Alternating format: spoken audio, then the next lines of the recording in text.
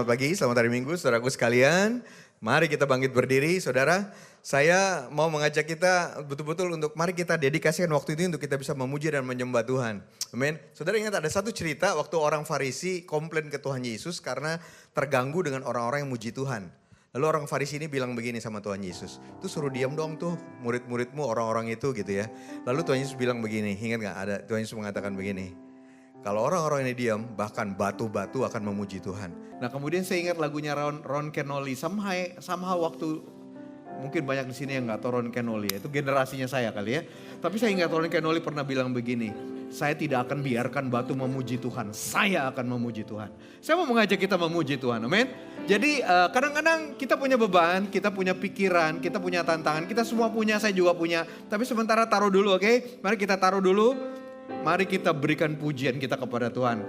Kalau konteksnya cerita itu batu, kalau kita bukan batu kan gak ada batu di sini, kursi, banyak kursi kosong, banyak kursi, kita tidak akan izinkan kursi yang memuji Tuhan, kita mau memuji Tuhan, amin. Dan kita percaya waktu kita memuji Tuhan, masalah yang kita taruh, kita serahkan kepada Tuhan, Tuhan akan menyelesaikannya buat kita, amin. Bapak kami mau memuji Engkau, siapkan hati kami semua Tuhan untuk memberikan pujian kami, pengagungan kami kepada Engkau. Karena pada saat ini Engkau yang paling penting. Dan kami mengucap syukur untuk kehadiranmu di tengah-tengah kami. Kami sungguh mau menghormati Engkau, memuliakan namamu. Di dalam nama Tuhan Yesus. Amin. Amin. Mari kita beri pujian kita kepada Tuhan. Amin. Saudara berikan pujian yang paling termulia untuk Tuhan kita. Tepuk tangan yang paling meriah untuk Tuhan kita. Dia layak untuk ditinggikan. Saya mencari Kau Tuhan Allahku. Kami butuh Kau. Mari sama-sama kita nyanyikan. Come on. Ya Tuhan Engkau Allahku, aku mencari wajah-Mu, jiwaku haus kepadamu, rindukanmu.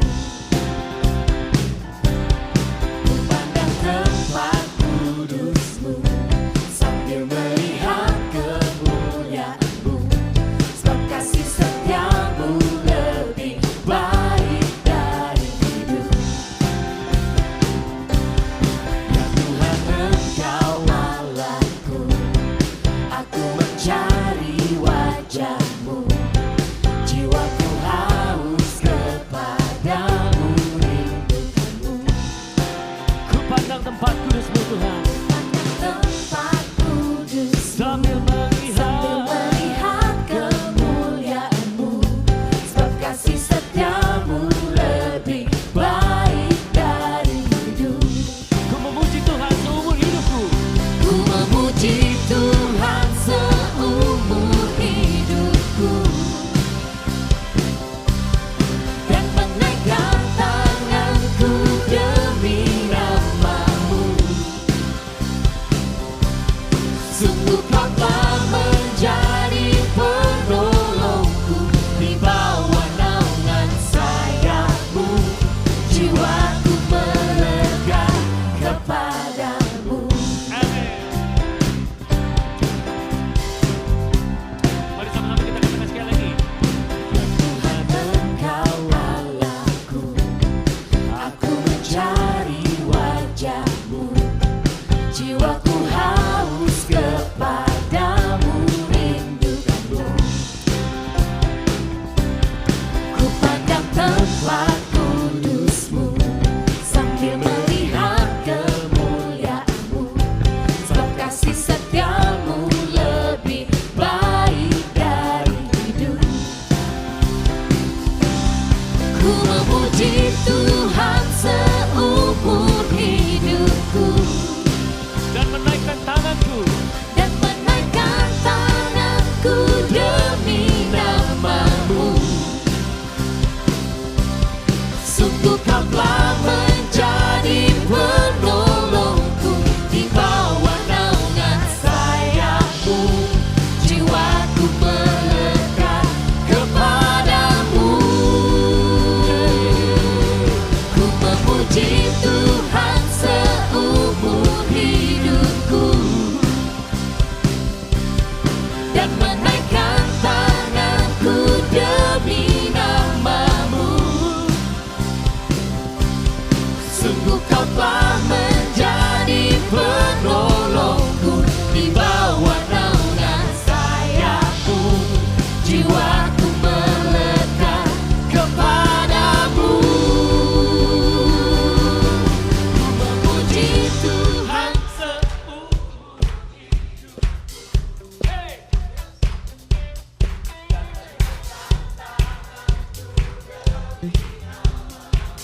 Dia yang layak untuk ditinggikan, saudara.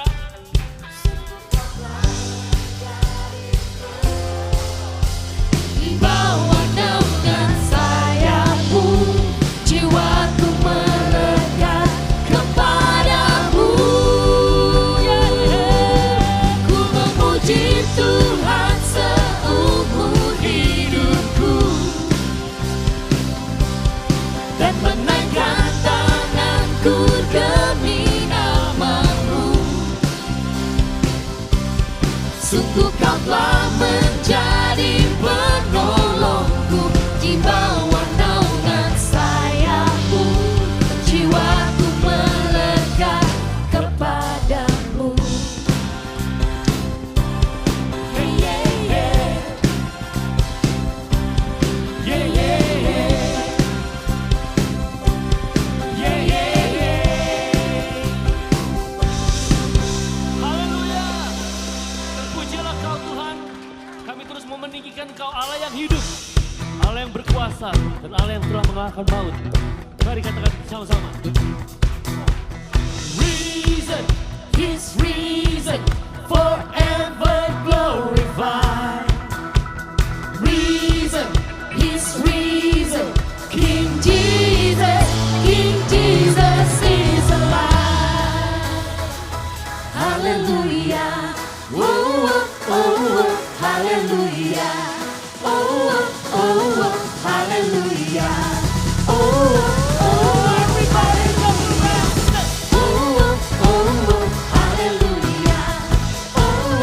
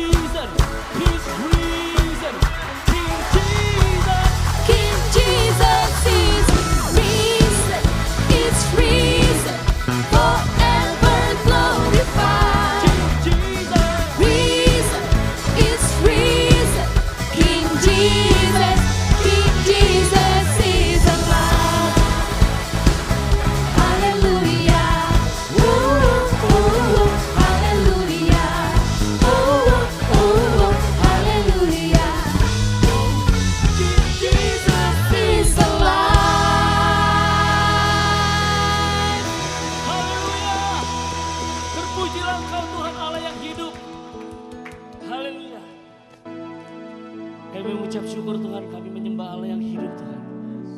Allah yang hidup dan berkuasa penuh Tuhan. Engkau yang memegang kendali dalam kehidupan kami Tuhan. Engkau yang memegang penuh dan mengkontrol kehidupan kami. Kami aman di dalam Engkau. Melewati lembah apapun, melalui kondisi seperti apapun. Sewaktu kami berpegang kepada Yesus, kami baik-baik saja. Thank you Lord. Thank you Lord.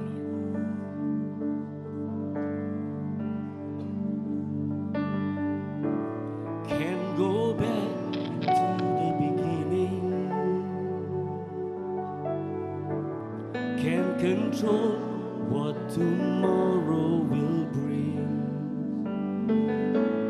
But I know here in the middle is the place where you're promised to be.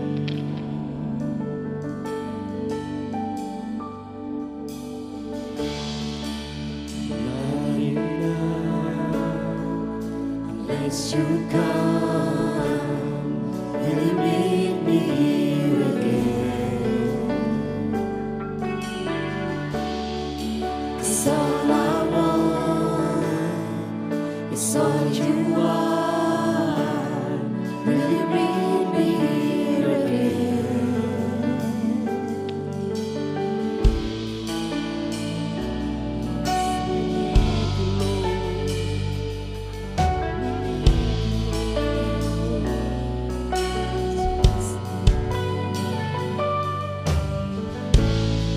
As I walk now through the valley, let your love rise above every fear. Like the sun shaping the shadow, in my weakness your glory appears.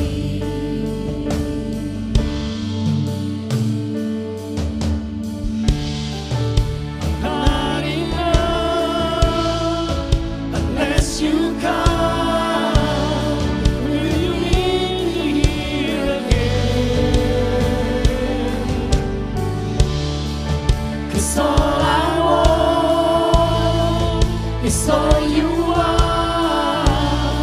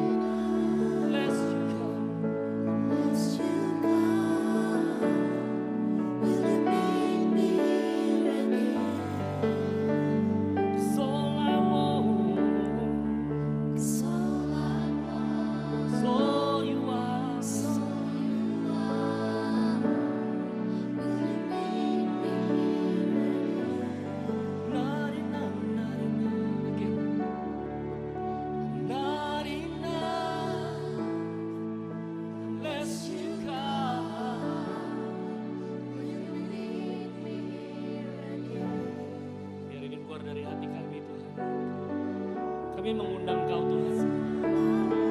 Kami mengundang Kau secara personal masuk dalam hidup kami. Engkau masuk dan berkuasa. Engkau membangun hidup kami Tuhan. Mari now, let you come.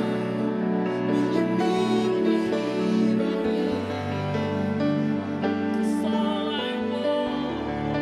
It's all I want. It's all you want. Will you meet me here again?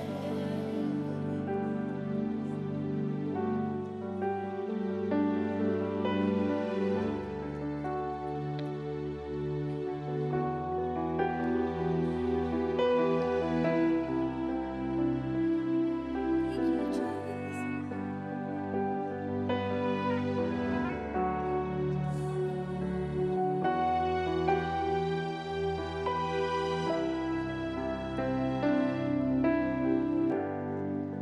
The moon and stars go away. The morning sun was near. The Savior of the world was fallen. His body on the cross, His blood poured out for us. The weight of every curse upon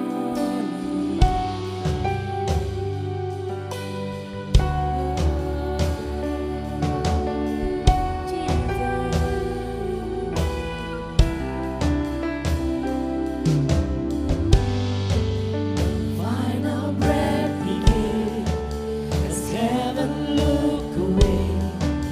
The Son of God was laid in darkness. A battle in the grave. The war on death was waged. The power of hell forever broken. The ground began to shake. The stone was rolled away. His perfect love could not be overcome. Now death, where is your sting?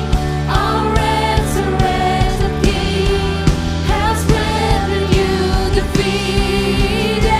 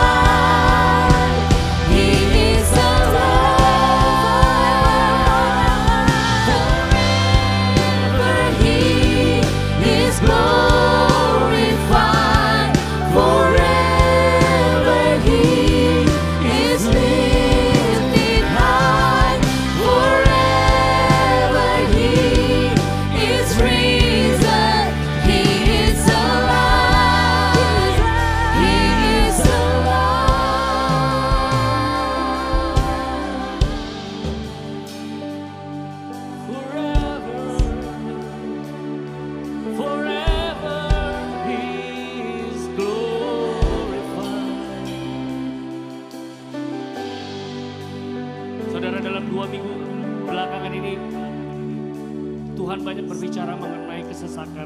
Tuhan banyak bicara mengenai beban yang berat. Tuhan bicara banyak mengenai ketakutan, ketidakpastian.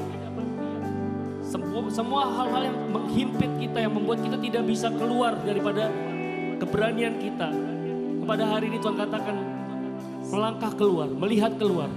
Sebab aku Tuhan yang akan menuntun engkau. Aku Tuhan yang akan membawa engkau ke tempat yang terang, ke tanah perjanjian. Demikian firman Tuhan. Ada 2 firman yang Tuhan share. Yang pertama Tuhan katakan, bertujuh jalan musuhmu menyerangmu. Bersatu jalan musuhmu menyerangmu, bertujuh jalan mereka akan dicerai-beraikan. Dan 10.000 panah di kanan mendarat, 10.000 panah di kiri mendarat. Tapi Tuhan katakan, engkau tidak sekalipun akan terkena panah jahat. Dan aku berdoa di dalam nama Tuhan Yesus pada hari ini. Apapun yang kita gumulkan hari ini, ketakutan kita akan masuk ke season yang baru. Apa yang kita takutkan untuk melihat kesehatan, ada yang sakit, ada yang menderita, ada yang bermasalah dengan keuangan. Dan hari ini mari kita keluar, kita come up dengan melihat sesuatu yang baru. Bahwa Tuhan kita adalah Tuhan pemenang, saudara.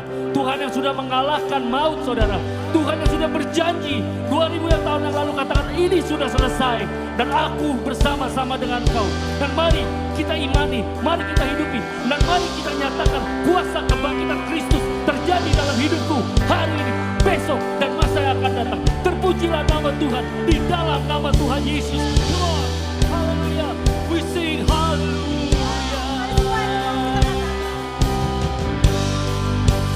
We sing hallelujah. We sing hallelujah. We sing hallelujah. The Lamb is overcome. We sing hallelujah. We sing hallelujah. We sing hallelujah. The Lamb is overcome. We sing hallelujah. We sing hallelujah. We sing hallelujah. The Lamb is overcome. Forever He is glorified. Forever He is lifted high. Forever He is risen. He is alive. He is alive. Forever He is glorified. Forever He is lifted high. Forever He is risen. He is alive.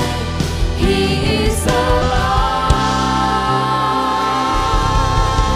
Forever He is alive. Haleluya.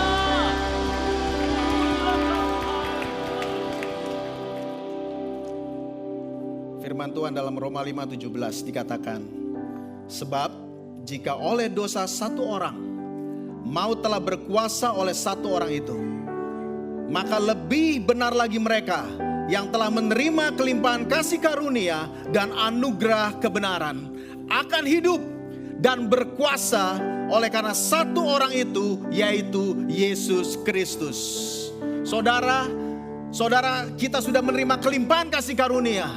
Bukan hanya itu kebaikan Tuhan, tapi itu membuat kehidupan saudara dan saya berkuasa. Itu karena Dia yang disalibkan, karena Dia yang bangkit dari mati. Terima kasih Tuhan, kami bersyukur kepadamu. Mari kita angkat tangan kita ke surga. Kami bersyukur kepadamu ya Tuhan. Forever, selama-lamanya Tuhan, Engkau layak ditinggikan. Pada saat ini kami tinggikan Engkau, karena kami semua Tuhan sudah beroleh kelimpahan kasih karunia di dalam Engkau. Kami mau bersyukur Tuhan untuk kehidupan yang menang, untuk harapan yang bangkit kembali, untuk yang sakit disembuhkan, untuk pemulihan, untuk kebaikan, untuk kesegaran kembali Tuhan. Di dalam Engkau ada kesegaran kembali. Di dalam Engkau ada harapan yang mati dan itu menjadi hidup kembali. Dan itu setiap hari, hari demi hari. Kami bersyukur Tuhan, di dalam nama Yesus Dan semua saudara yang percaya kepada dia, yang percaya akan kebangkitannya, berkata amin. Haleluya. Amin. Silakan duduk saudara. Puji Tuhan. Amin. Saudara Tuhan luar biasa. Amin saudara. Haleluya. Selamat pagi semuanya. Ya, saya minta adik-adik Heritage yang berusia SMP SMA, silakan untuk pindah ruangan. Baik, sekali lagi selamat pagi. Wow, saya cuma tadi dapatkan bahwa Tuhan kebangkitan dia itu membuat kita mempunyai kasih karunia di dalam kehidupan kita. Dan kebaikan itu bukan hanya sekedar diberikan kepada kita, tapi itu membuat kita berkuasa dalam kehidupan kita masing-masing. Amin Bapak Ibu. Baik, saudara, berhubungan dengan apa nyanyian tadi, ya, minggu ini minggu yang luar biasa. Ya, minggu yang maksud saya khusus buat kita orang Kristen di seluruh dunia, karena hari Jumat ini kita akan merayakan atau memperingati ya Jumat Agung, di mana Tuhan ya menjadi korban untuk keselamatan kita, untuk penebusan, untuk tebusan atas dosa-dosa kita. Saudara, ini suatu hal yang luar biasa dan itu adalah inti iman Kristen, betul ya? Nah, biasanya saudara, itu merupakan dikatakan minggu sengsara. Minggu sesuatu yang betul-betul serius, menyedihkan begitu. Maksudnya bagaimana Tuhan menghadapi situasi yang buat dia itu sesuatu yang inilah tujuannya. Tetapi itu tidak gampang saudara. Oleh karena itu dikatakan minggu-minggu sengsara. Tapi saudara tahu, hari ini firman Tuhan mau mengingatkan kita bahwa ada satu peristiwa yang luar biasa yang berbeda saudara. Yaitu beberapa hari sebelumnya Yesus memasuki kota Yerusalem itu dengan disambut dengan elu-elu yang luar biasa. Ini momen yang penuh dengan sukacita saudara. Ini yang berbeda, ini yang saya mau sampaikan, yang firman Tuhan mau sampaikan pada hari ini. Ya, saudara, ini momen yang hingar-bingar, saudara, ini momen yang heboh, yang sebetulnya sesuatu yang alami pada waktu itu, yang semuanya apa adanya pada waktu itu. Tetapi ini suatu momen di mana momen yang kontras dengan apa yang Yesus akan alami. Ya, di situ orang banyak memuji Yesus. Ya, mereka berteriak, mereka menyatakan, mereka menyambut dia dengan daun palem saudara. Ada yang mengatakan ini minggu palem, ya, ini suatu hal yang satu-satunya. Kalau saudara tahu, ini adalah momen satu-satunya ya di mana Tuhan Yesus itu dinyatakan dengan sangat terbuka sebagai Raja dan Mesias yang dijanjikan saudara. Peristiwa ini dicatat dalam keempat kitab Injil. Ya, tetapi hari ini firman Tuhan diambil dari Injil Lukas pasal 19 ayat 28 sampai dengan 40. Ya, kita tidak membaca secara keseluruhan. Judulnya hari ini adalah Hosana, terpujilah Tuhan. Gitu. Kata Hosana ini berasal dari bahasa Ibrani yang artinya, kalau konteks pada hari ini, saya artikan Hosana ini adalah saya sudah selamat, oleh karena itu terpujilah Tuhan. Gitu. Ya, saudara, ini kata ini muncul di ketiga Injil, ya, di Matius, Markus dan Yohanes. Namun demikian kita ambil Injil Lukas pada hari ini karena ada hal yang spesifik yang mau disampaikan kepada kita semua. Tapi inilah kecanggihan daripada empat kitab Injil ini. Ya, ini sebuah mereka ini maksudnya empat kitab ini saling melengkapi saudara di dalam kebenaran, di dalam menyatakan kebenaran. Nah, kemudian di dalam perikop Lukas yang akan kita baca ini, saudara, Lukas 19 ayat 28 sampai 40, kita akan melihat ada empat pihak di sini. Yang pertama pihak Yesus, yang kedua para murid yaitu 12 orang itu, kemudian orang banyak, dan yang keempat adalah ketiga orang banyak, yang keempat adalah orang Farisi. Empat pihak ini akan kita lihat. Kita langsung masuk pada yang pertama, yaitu Yesus sebagai Raja dan Mesias. Nah, suatu kali Yesus menyatakan dalam Matius 5 ayat 17, dikatakan di sana, janganlah kamu menyangka bahwa aku datang untuk meniadakan hukum Taurat atau kitab para nabi. Aku datang bukan untuk meniadakannya, melainkan untuk menggenapinya. Saudara, ada lebih dari 300 nubuatan yang digenapi oleh Yesus selama ia ada di muka bumi ini. Termasuk saudara peristiwa ini, di mana ia disambut sebagai raja dan Mesias ketika ia memasuki Yerusalem. Hari ini saya berbicara mengenai momen, saudara.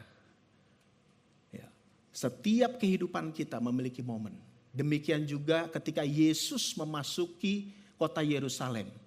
Ini momen yang tepat, ini momen waktunya. Bukan waktu siapapun, Tuhan yang beracara di sini. Tuhan yang menentukan di sini. Inilah momennya. Ya, kita banyak berbicara kata momen nanti. Ya, momen Yesus masuk. Ya, momen di mana orang-orang di sana menyambut Yesus. Ya, saudara akan banyak sekali akan mendengar kata momen pada hari ini. Ya, sebab ini momen satu-satunya. Sekali lagi, momen satu-satunya. Di dalam kehidupan kita, saudara perlu tahu setiap momen. Sehingga saudara tidak kehilangan momen itu. Sehingga saudara tidak terlewat momen itu. Atau bahkan ada momen yang penting yang saudara lewati. Jangan sampai saudara.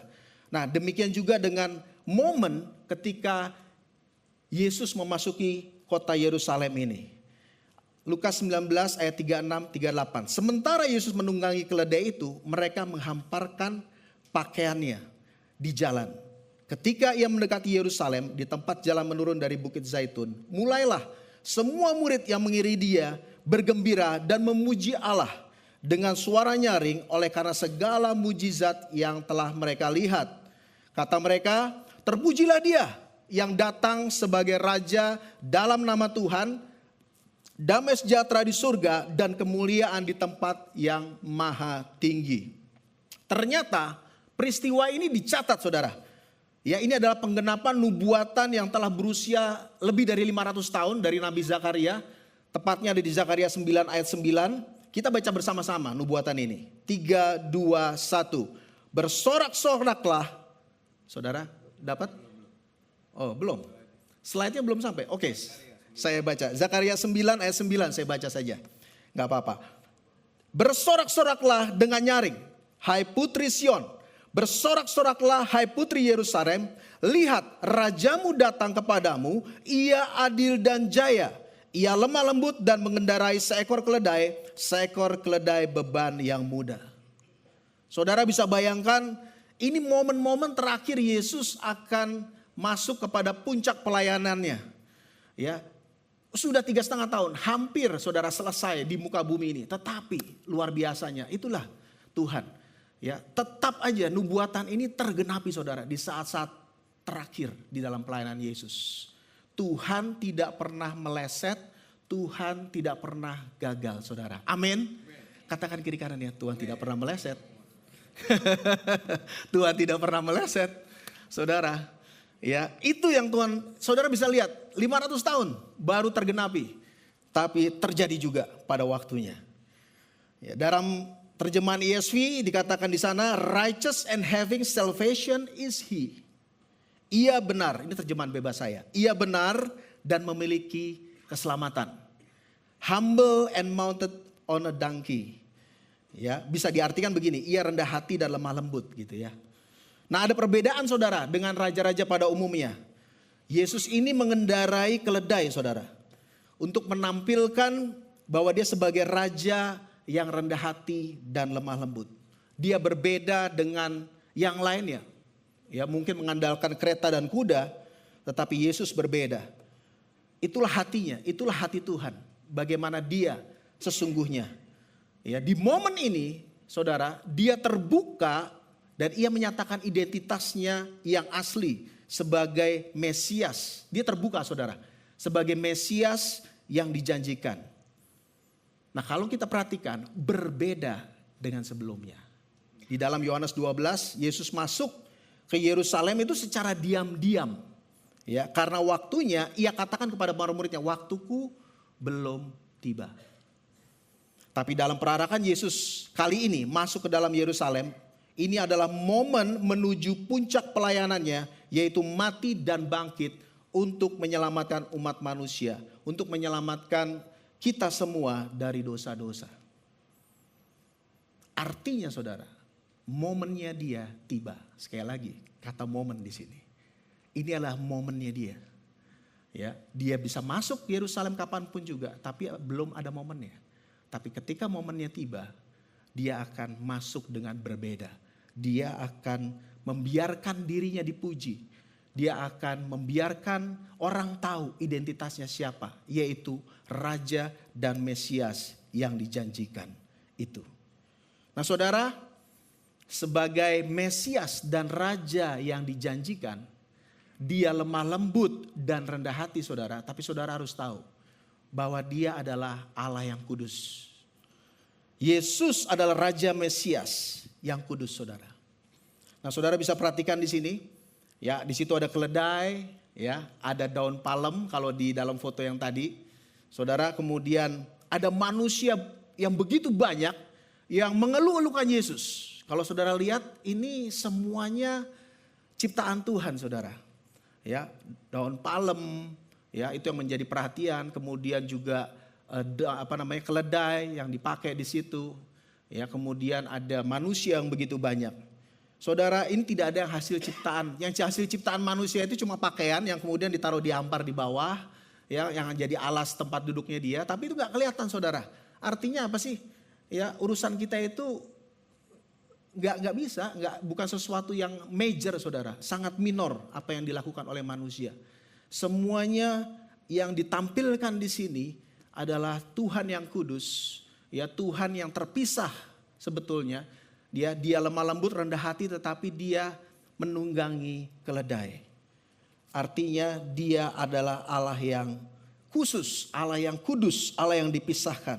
Saudara bisa lihat di dalam perjanjian lama, di dalam kitab Yosua dikatakan seperti yang diperintahkan Musa, hamba Tuhan kepada orang Israel. Menurut apa yang tertulis dalam kitab hukum Musa, suatu mezbah dari batu-batu yang tidak dipahat, saudara.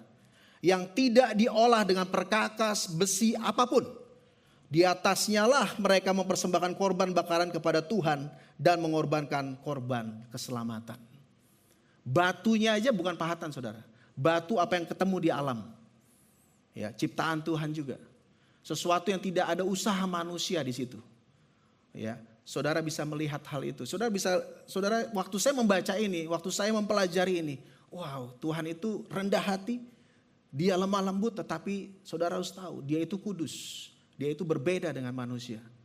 Dan tidak ada seseorang pun yang bisa mendekati dia kalau tidak diberikan karunia. Makanya tadi nyanyian tadi bilang, maukah kau mendatangi aku? Kalau enggak, kau enggak datangi saya enggak bisa apa-apa. Bukan yang kita mendatangi Tuhan duluan, saudara. Tuhan yang harus mendatangi kita. Amin, saudara. Tuhan yang harus sampai kepada kita. Nah, saudara tahu, sebagai orang percaya, ya, dari apa yang kita lihat peristiwa ini, sebagai orang percaya yang dapat kita lakukan adalah bersyukur dan memuji Dia. Tidak ada yang lain, saudara. Walaupun itu adalah poin pertama pada hari ini. Saudara, sebagai orang percaya, ya, puji-pujian kita itu luar biasa. Itu momen yang luar biasa. Di mana apa yang kita lakukan bersama-sama, itu adalah momen kita bersyukur kepada Tuhan yang sudah baik kepada kita. Amin, saudara. Inilah poinnya yang pertama, di mana kita itu sebagai orang percaya hanya bisa bersyukur dan memuji Dia. Nah, hal kedua yang perlu kita tahu sebagai orang percaya, saudara, itu ada di pihak yang kedua. Kalau tadi Yesus Kristus, yang kedua para murid. Ya, di dalam peristiwa ini ada 4 pihak. Yang kedua adalah para murid. Ayat 29. Ketika telah mendekati Betfage dan Betania yang terletak di bukit yang bernama Bukit Zaitun, Yesus menyuruh 2 orang muridnya. Ya, tidak disebutkan siapa yang disuruh, saudara. Dengan pesan, pergilah ke desa yang di depanmu itu. Pada waktu kamu masuk ke situ, kamu akan mendapati seekor keledai muda tertambat yang belum pernah ditunggangi orang. Lepaskanlah keledai itu dan bawalah kemari. Jika ada orang yang bertanya kepadamu, Mengapa kamu melepaskannya? Jawablah begini, Tuhan memerlukannya. Nah, berhenti sebentar di sini. Kalau saudara tahu, ini adalah stylenya Tuhan, saudara, di dalam kehidupan kita. Instruksinya itu detail, ya, perintahnya itu jelas, tetapi tetap meninggalkan sisi iman di situ, saudara. Benar ya? Karena kamu pergi deh, ya, jalan, nanti ketemu keledai, ambil. Kalau ada orang tanya, Tuhan memerlukannya, oke. Tapi kan kalau Tuhan memerlukan ini, kita bisa digebukin ini kalau cuma jawabnya begitu, saudara. Gitu kan? Artinya sesuatu yang bagi manusia itu memerlukan sesuatu kepercayaan, saudara. Bukan sesuatu hanya pergi begitu saja, taat begitu saja. Tapi kan para murid mungkin sekali mereka berbicara di tengah jalan, ini gimana ya? Kira-kira ini terjadi apa ini kalau kita gini. Tapi gak apa-apa lah, kita taat kan gitu ya. Mereka lakukan, mereka pergi. Dan kemudian di ayat berikutnya, lalu pergilah mereka yang disuruh itu dan mereka mendapati, apa saudara? Segala sesuatu. Bukan hanya sebagian, tapi segala sesuatu seperti yang telah dikatakan Yesus. Mereka mendapati itu.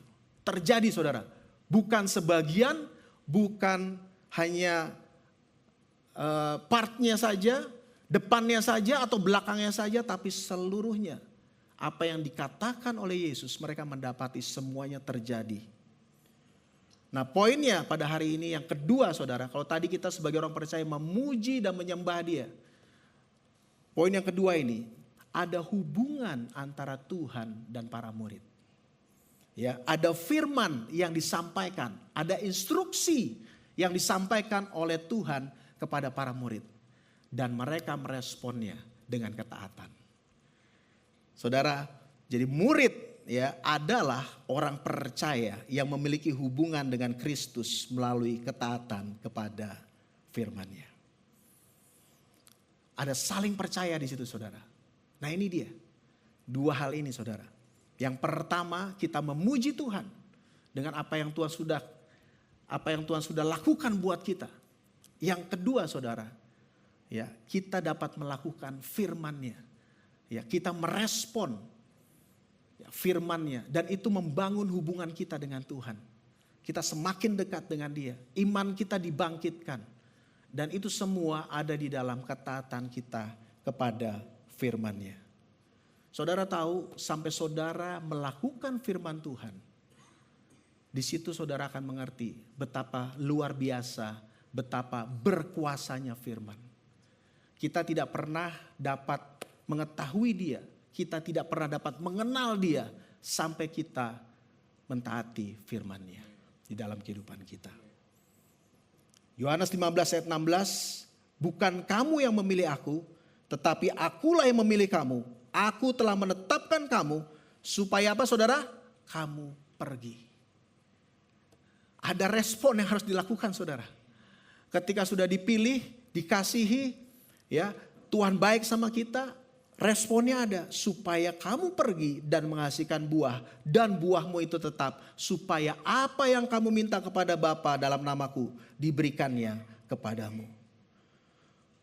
Pertama Tuhan yang memilih, tapi kemudian para murid juga perlu taat untuk pergi. Jadi saudara, statementnya adalah alami hubungan yang intim dengan Tuhan, dengan mendapati setiap firman Tuhan itu hidup dan berkuasa. Amin, saudara. Kita mau, ya, di sini momennya, saudara. Setiap kali kita mendapati firman Tuhan, mari kita, ya, merespon Dia. Dan kemudian bukan hanya kita merespon dan taat, tetapi kita akan tahu bahwa firman itu benar, bahwa firman itu nyata, bahwa firman itu bukan hanya slogan, bukan hanya kata-kata bijak, tapi itu hidup dan berkuasa dalam kehidupan kita. Jadi sekali lagi, hari ini ada 2 poin, saudara. Ya, sampai bagian ini, pertama, orang percaya itu memuji Tuhan, responnya. Yang kedua, mentaati firman. Ya, sehingga kita dapat memiliki hubungan yang semakin dekat dengan Tuhan, saudara. Lalu bagian berikutnya, yang ketiga. Ya, tadi udah kita dengar. Pihak pertama Yesus, kedua para murid, yang ketiga adalah orang banyak. Ayat 36. Sementara Yesus menunggangi keledai itu, mereka menghamparkan pakaiannya di jalan. Ketika ia mendekati Yerusalem, di tempat jalan menurun dari Bukit Zaitun, mulailah semua murid yang mengiringi dia bergembira dan memuji Allah dengan suara nyaring oleh karena segala mujizat yang telah mereka lihat. Dikatakan di sini para murid memuji Tuhan, para murid mengelulukan, tetapi sebetulnya orang banyak di sana, bukan hanya para murid, saudara. Nah, inilah peran daripada Injil yang lain. Saudara, Yesus itu bukan ingin dipuji ya saudara ya, tapi ia memang layak dipuji karena apa yang dilakukannya. Nah, di Injil yang lain saudara, di dalam Matius 20, di dalam Injil yang lain dikatakan bahwa orang banyak memuji Yesus. Orang banyak menghamparkan, di dalam Lukas orang banyak menghamparkan pakaian mereka. Jadi bukan hanya para murid di sini yang memuji dan meninggikan Yesus. Dan sekali lagi, Yesus membiarkan dirinya untuk dipuji pada waktu itu. Bukan dia ingin dipuji, tetapi dia layak untuk dipuji, saudara. Dan mari kita perhatikan bersama supaya saudara dapat gambaran yang lebih jelas. Ya, saudara, bahwa yang memuji bukan hanya para murid. Nah, orang banyak yang sangat besar jumlahnya menghamparkan pakaiannya di jalan di dalam Matius 21 ayat 8. Kemudian ada pula yang memotong-motong ranting dari pohon-pohon yang menyebarkannya dan menyebarkannya di jalan. Nah, saudara, ini semua mirip dengan Injil-Injil yang lain. Dan orang banyak adalah pihak yang menyaksikan, saudara, di sini. Ya, selain para murid, mereka itu bukan hanya para murid yang mengalami kebaikan Tuhan, tapi mereka juga mengalami kebaikan Tuhan. Mereka pihak juga yang menyaksikan mujizat dan apa yang Yesus lakukan di dalam kehidupan mereka. Mereka orang yang tahu dan mengerti bahwa Yesus sudah melakukan hal yang baik bagi mereka semua. Tapi saudara tahu, orang banyak inilah yang juga berteriak, salibkan dia pada akhirnya. Itu sebabnya Yesus tidak sembarangan mempercayakan dirinya kepada manusia, saudara. Ayat Yohanes 2 ayat 23 sampai dengan 24. Sementara ia di Yerusalem selama hari raya Paskah, banyak orang dalam namanya, karena mereka telah melihat tanda-tanda mujizat yang diadakannya. Tetapi Yesus sendiri tidak mempercayakan dirinya kepada mereka. Karena apa, saudara? Karena ia mengenal semua manusia. Jelas di sini tidak terbangun hubungan antara orang banyak dengan Yesus. Mereka hanya sampai pada mengalami dan menyaksikan kebaikan Tuhan. Lebih tidak. Itu yang terjadi dengan orang banyak. Nah, tidak seperti dengan para murid yang semakin lama terbangun hubungan, saudara, dan pengenalan akan dia. Karena mereka mentaati firman. Mereka melakukan apa yang diinstruksikan oleh Yesus. Tapi jangan salah, ya, para murid itu juga ada kekurangannya, saudara. Kita tahu semua. Ya, mereka blunder, mereka melakukan kesalahan.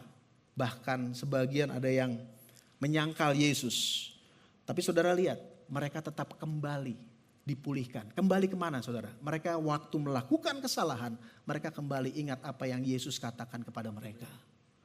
Aku sudah berdoa untuk engkau, pada waktu engkau insaf, ya, kuatkan saudara-saudaramu. Itu yang dia katakan kepada Petrus. Saudara Petrus ingat akan hal itu. Dia ingat apa yang dikatakan Yesus. Oleh karena itu kenapa, saudara, ketika kita dalam gelap, ketika kita kesasar, ketika kita jatuh, ketika kita lemah, ya, kita nggak mungkin kita terus kuat, kita nggak mungkin kita terus tidak melakukan kesalahan, saudara. Tetapi poinnya adalah ketika saudara di bawah, ingat firman Tuhan, saudara, datang kepada Dia, seperti Petrus datang kepada Dia dan dipulihkan kembali. Itulah kekristenan, saudara. Nah, inilah para murid, terjadi hubungan, ya. Bahkan belakangan ketika Roh Kudus dicurahkan, mereka menjadi orang yang luar biasa, saudara. Ada lompatan iman di sana, menjadi orang yang berubah total. Ya, mereka mungkin saudara tidak akan mengenal Petrus yang sebelumnya. Menjadi Petrus yang berdiri dengan berani berkata-kata kepada ribuan orang. Yang keempat, saudara, itu tadi orang banyak. Orang banyak, mereka menyaksikan kebaikan, mereka menerima kebaikan, tetapi hanya sampai di situ. Ya, pihak yang keempat yaitu orang Farisi. Lukas 19 segi 39 ayat sampai dengan 40. Beberapa orang Farisi di antara orang banyak itu berkata kepada Yesus, "Guru, tegurlah murid-muridmu itu. Wah, ini di hari gini saudara, udah orang lagi memuji, mengeluh-elukan Yesus. Tiba-tiba di tengah-tengah gitu ada yang kontras banget. Guru, tegurlah murid-muridmu itu. Oh, haleluya. Saudara, bisa begitu ya, gitu kan? Mungkin saudara bisa begitu nih orang-orang ini ya. Saudara, orang Farisi ini adalah pihak yang menolak Yesus dari awal. Dan saudara tahu Yesus adalah firman yang hidup. Ketika mereka menolak Yesus, mereka menolak firman yang hidup sebetulnya saudara. Mereka sangat legalistik, ya isinya hanya mengeluh, mengkritik pelayanan Yesus saudara. Dan bahkan akhirnya mereka lah yang merancangkan pembunuhan terhadap Yesus. Pembunuhan berencana saudara. Ya, sekali lagi kok bisa ya begitu? Karena apa? Orang Farisi mereka hidup fokus kepada diri mereka sendiri saudara. Bukan kepada Tuhan, walau firman itu begitu dekat, tetapi mereka menolaknya. Nah, saya mau katakan sekali lagi, mereka menolak ketika Yesus lewat di depan mereka. Ada momen, saya sudah katakan tadi, momen saudara. Ya, ada momen Tuhan hadir, ada momen firman dinyatakan dalam kehidupan kita. Penting sekali respon kita, menerima atau menolak. Ini yang dilakukan oleh orang Farisi. Mereka menolak firman yang hidup itu. Bukan sebentar saudara, lama sejak awal. Bertahun-tahun sejak Yesus memulai pelayanannya sampai di akhir sebelum Yesus selesai. Saudara, mereka tetap tegur para murid itu. Mereka tetap menolak Yesus. Sebetulnya gue lagi menolak engkau. Kan gitu saudara. Dia ngomong sama Yesus sebetulnya begitu. Ngomongnya sih tegur murid. Tapi sebenarnya saya lagi menentang kamu. Itu kan gaya bahasa aja saudara. Tapi saudara bisa lihat. Itu hasilnya. Ketika gelap. Ketika saudara menolak terang firman Tuhan. Hidup kita akan gelap saudara. Mereka ini gelap loh saudara. Mereka begitu menolak firman. Dalam waktu yang lama. Seperti ini jadinya. Aneh. Tetapi itu terjadi saudara. Itu terjadi. Firman dekat tapi mereka menolak dan kehidupan yang gelap. Ya 2 minggu lalu saya membaca tentang kehidupan yang gelap nih saudara ya. 2 minggu lalu saya membaca artikel tentang seorang geolog Prancis bernama Michel Sievre. Saya nggak tahu cara bacanya gimana tapi tulisannya Michel Sievre. Yang pada tahun 72 itu melakukan percobaan ekstrim saudara. Ya, yaitu dia memvolunteerkan dirinya untuk tinggal 125 meter di bawah bumi. Ya. Hidup sendirian dalam gelap yang pekat. Pitch black. Ya, fotonya bisa dimunculin aja. Ini ketika dia sudah diangkut 180 hari saudara. Dia hidup sendirian di bawah sana. Ya, tidak ada apa-apa, tidak ada sinar, tidak ada jam. Yang ada hanya peralatan untuk makan, alas tidur. Dan tidak ada kontak dunia luar selama 180 hari itu. Dia ingin eksperimen apa yang terjadi. Tanpa cahaya sama sekali. Saudara bisa merem aja selama 5 detik. Dan itu 180 hari saudara. Tidak ada sinar. Ya. Dan yang terjadi apa saudara? Hasilnya ia menderita kehilangan beberapa ingatan secara permanen. Itu hasilnya. Setelah 180 hari. Dia pikir baru 153 hari. Tapi ternyata sudah 180 hari. Kesehatan mentalnya butuh waktu bertahun-tahun untuk pulih.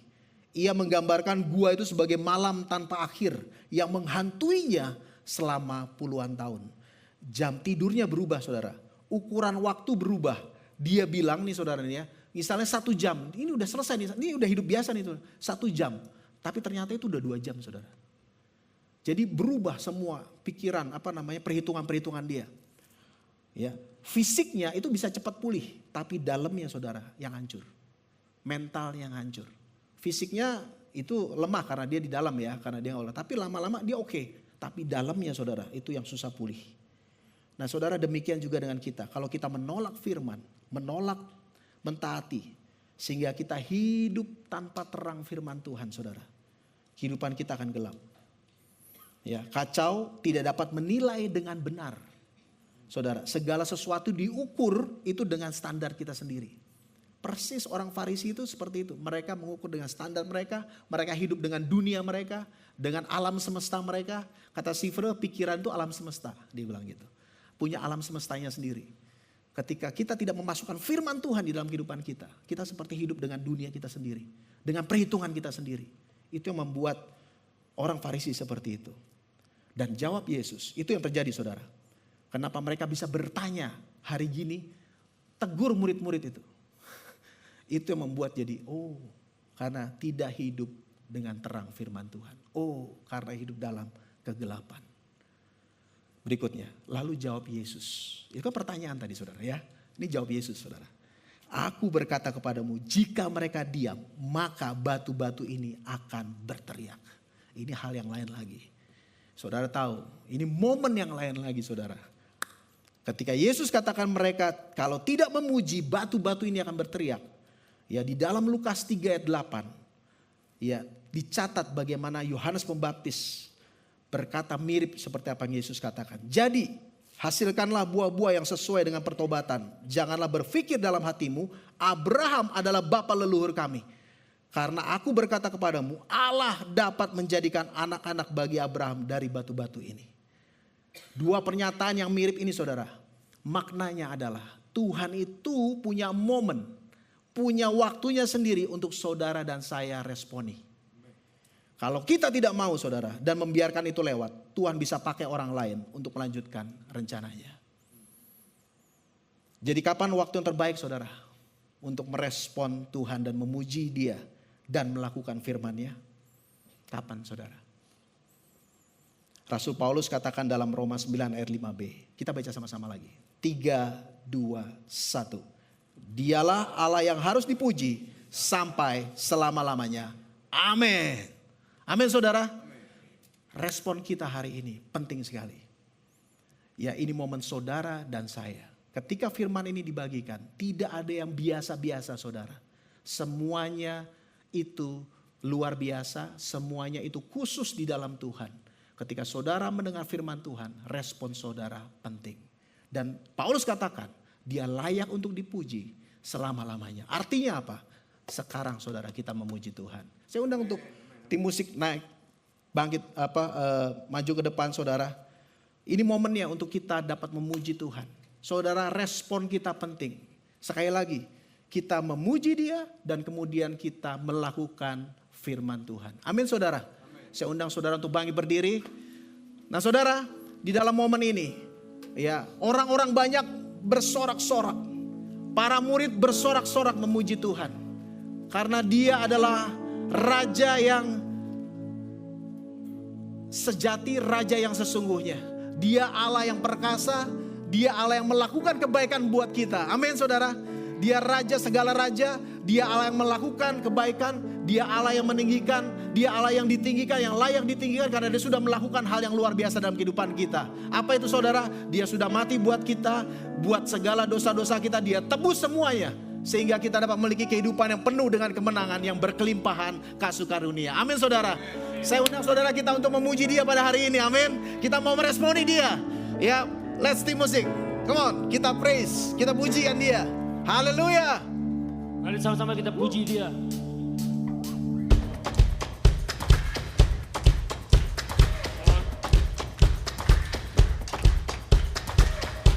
Let everything that has breath praise the Lord. Praise the Lord. Let everything that has breath praise the Lord. Praise the Lord. Praise the Lord. Praise the Lord. I praise in the valley, I praise in the mountain, yeah. I praise when I'm sure, praise when I'm doubting, I praise when I'm numbered, praise when surrounded,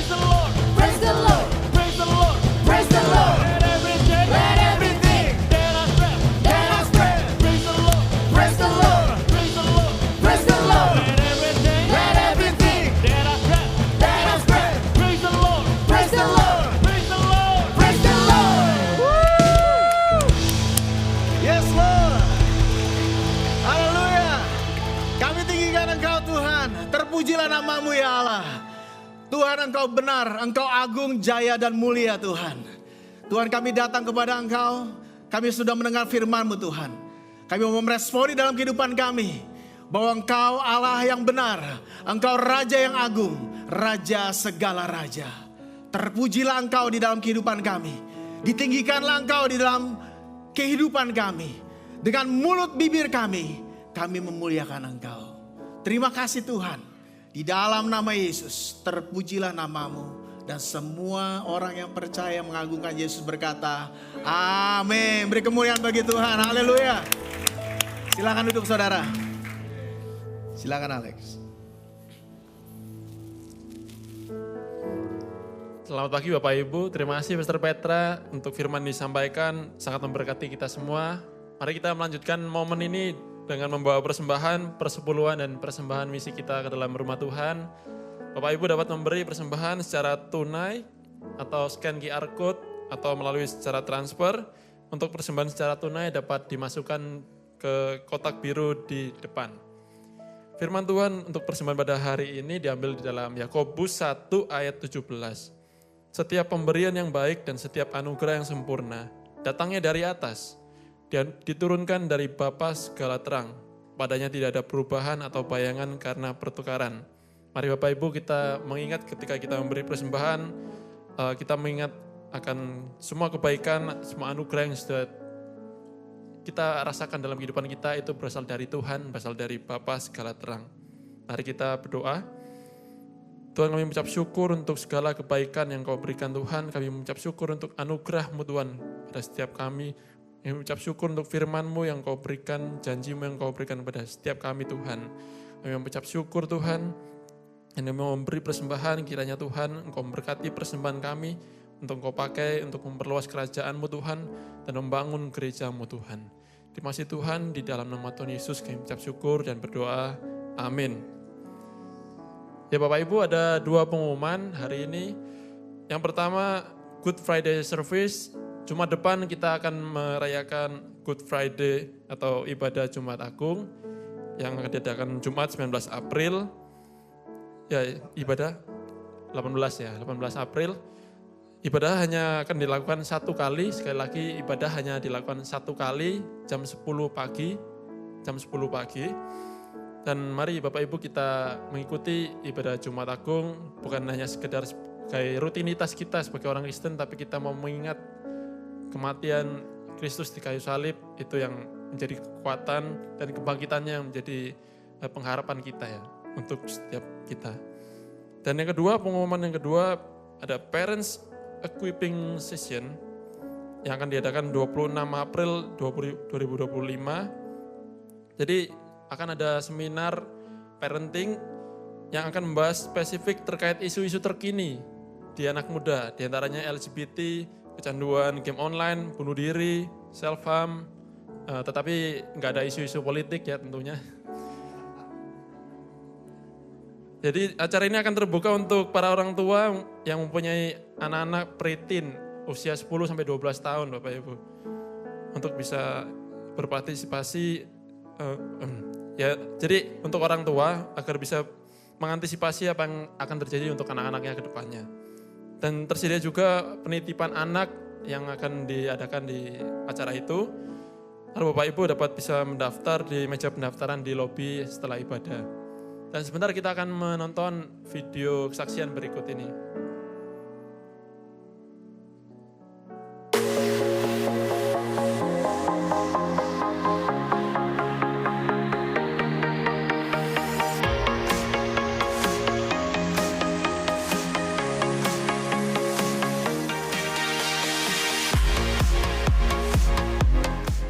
Kami mengucap syukur bisa mengikuti seminar sebelumnya dengan topik tabu or not tabu. Pada saat itu anak kami sedang menghadapi fase preteen atau pra-remaja dan itu quite challenging.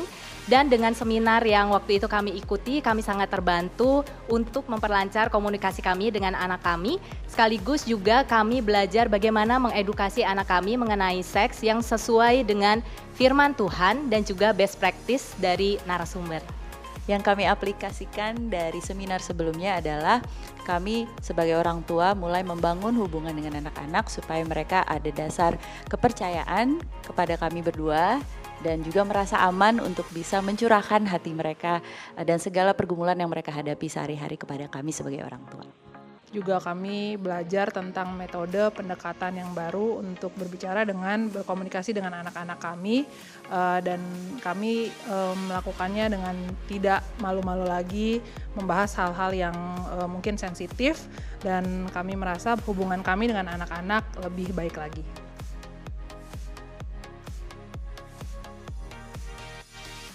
Ya, Pak Diki dan Bu Regina sangat berpengalaman di bidang parenting. Mereka bukan cuma sebagai pengajar, tapi mereka juga sudah melakukannya dengan anak-anak mereka. Dan apa yang diajarkan itu sangat praktikal sehingga kami sangat dengan mudah menerapkan kepada anak-anak kami.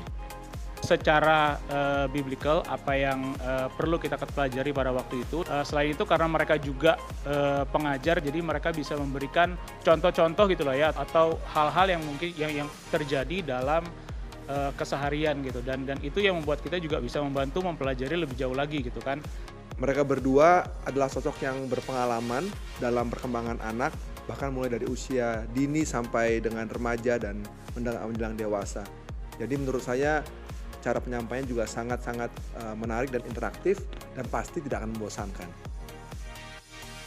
Bapak Ibu semua yang mungkin punya anak-anak teens, kita dorong untuk bisa ikut. Jadi segera daftar, jangan sampai ketinggalan. Kita ketemu hari Sabtu tanggal 26, kita sama-sama belajar dan diperlengkapi di tempat ini. Tuhan memberkati. Wow, luar biasa. Ya, jadi bagi Bapak Ibu yang mau ikut Sabtu 26 April 2025 bisa mendaftar di depan. Terima kasih untuk kesetiaan saudara dalam memberi. Tuhan Yesus memberkati. Saya serahkan pada Pastor Petra untuk doa berkat. Baik, terima kasih Alex. Baik saudara, kita bagi berdiri. Kita selesaikan ibadah kita hari ini. Jadi acara tadi bukan hanya preteen tetapi teenager juga, ya, bahkan sampai 19 tahun sampai lebih dewasa lagi. Karena kita perlu sama-sama, dan juga untuk guru sekolah minggu yang saudara kenal, saudara bisa undang juga untuk bisa mendaftar. Youth leader, ya kakak-kakak juga yang banyak berurusan dengan anak-anak teenager bisa datang dan juga ikut belajar sama-sama. Amin saudara, mari kita selesaikan ibadah kita. Mari kita berdoa. Terima kasih Tuhan. Tuhan, Engkau begitu baik dalam kehidupan kita. Kehidupan kami Tuhan, Engkau menyampaikan begitu banyak kebenaran. Engkau penuh dengan hikmat Tuhan di dalam Engkau sendiri Tuhan. Engkau sudah memberkati kami. Tuhan, Engkau yang terus menjaga kehidupan kami semua. Kami bersyukur untuk hal itu. Tuhan, terpujilah namamu. Dan biarlah saudara, Engkau pulang dan biarlah terimalah berkat. Terpujilah Allah Bapa yang dalam Kristus sudah mengaruniakan segala berkat rohani di dalam surga. Dan biarlah kasih Kristus dan damai sejahtera Kristus memenuhi saudara sekalian. Dan biarlah apa yang kau kerjakan itu diberkati yang sesuai dengan kehendaknya. Apapun yang kau lakukan itu berhasil, maju, bertumbuh, berbuah, berkembang. Pulanglah dan jadilah berkat di dalam nama Tuhan Yesus. Amin. Tuhan Yesus berkati saudara. Selamat hari Minggu.